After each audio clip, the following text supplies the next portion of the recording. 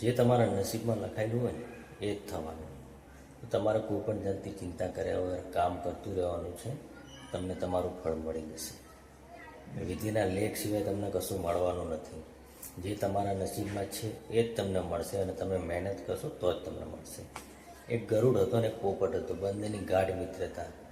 ગરુડ ભગવાનનું વાહન, વિષ્ણુ ભગવાનનું વાહન. અને પોપટને એકવાર યમરાજ ત્યાંથી પસાર થયેલા હશે. પોપટને એવું લાગ્યું કે યમરાજ મારી પર મને જોઈને હશે, એનો મતલબ કે મારો અંતિમ સમય નજીક છે. તો એને આ વાત એના મિત્ર ગરુડને કહી. તો ગરુડ કે તું ચિંતા ના કર, હું તને અહીંથી દૂર 7 સમુદ્ર પાર લઈ ગઈ, જ્યાં તને કોઈ કશું જ નહીં કરી શકે.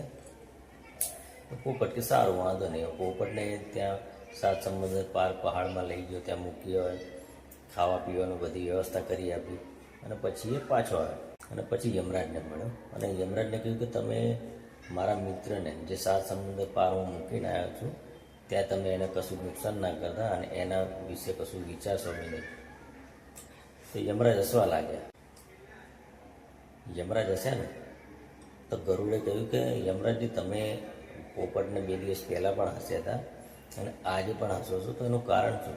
તો યમરાજે એટલું કીધું કે હું એ જ વિચારું છું કે વિધિના વિધાનમાં એવું લખેલું છે કે પોપટની મોત 7 સમુદ્ર પાર પહાડમાં બિલાડીના ખાવાથી થશે.